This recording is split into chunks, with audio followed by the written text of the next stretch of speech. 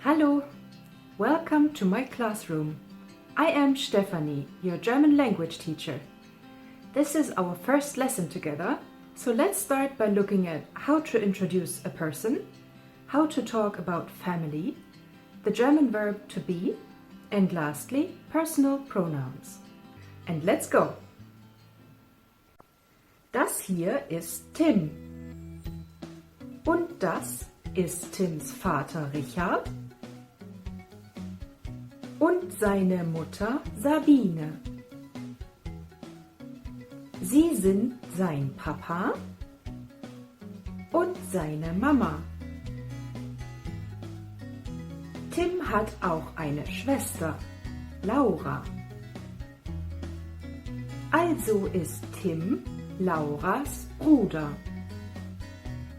Tim und Laura sind der Sohn und die Tochter von Richard und Sabine. Und zusammen sind sie die Familie Hauptmann. So let's note down the words we have learned here.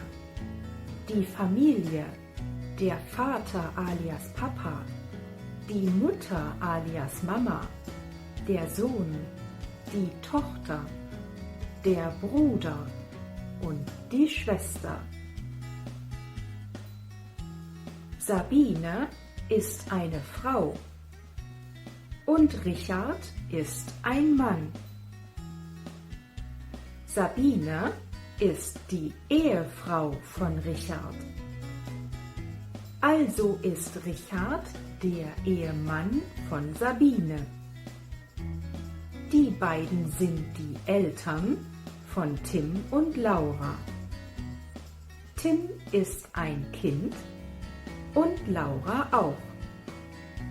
Sie sind Bruder und Schwester. Also sind sie Geschwister. Let's note down. Der Mann, die Frau, der Ehemann, die Ehefrau, das Kind, die Eltern und die Geschwister.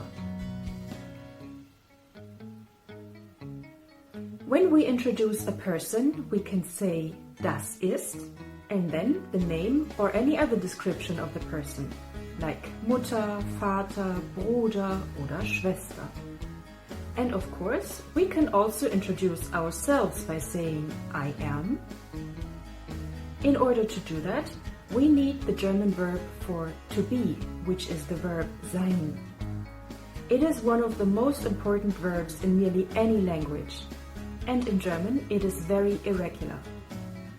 When we conjugate it, meaning when we inflect the verb to the first, second and third person singular and plural, we get ich bin, du bist, er, sie, es ist, wir sind, ihr seid und sie sind. The sie that starts with a capital S is the formal polite form of you, but more about that later. At the same time, we have now also learned German personal pronouns, in German Personalpronomen. When in English you use I, you, he, she, etc., in German we say ich for I, du for the informal singular you, er for he, sie for she, es for it, wir for we, ihr for the informal plural you, sie for they, and sie with a capital S for the formal polite singular and plural you. Okay, enough grammar for now. Let's practice what we learned by introducing the members of Familie Hauptmann. Let's fill in the gaps together with the words we have studied today. So, let's start with Papa. Das ist Richard. Er ist ein Mann. Er ist der Vater von Tim und Laura. Und er ist der Ehemann von Sabine.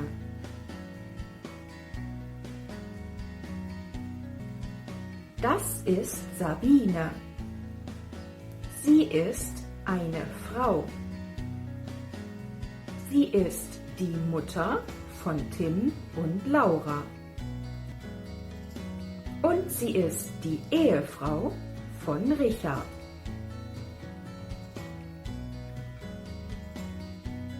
Das ist Tim.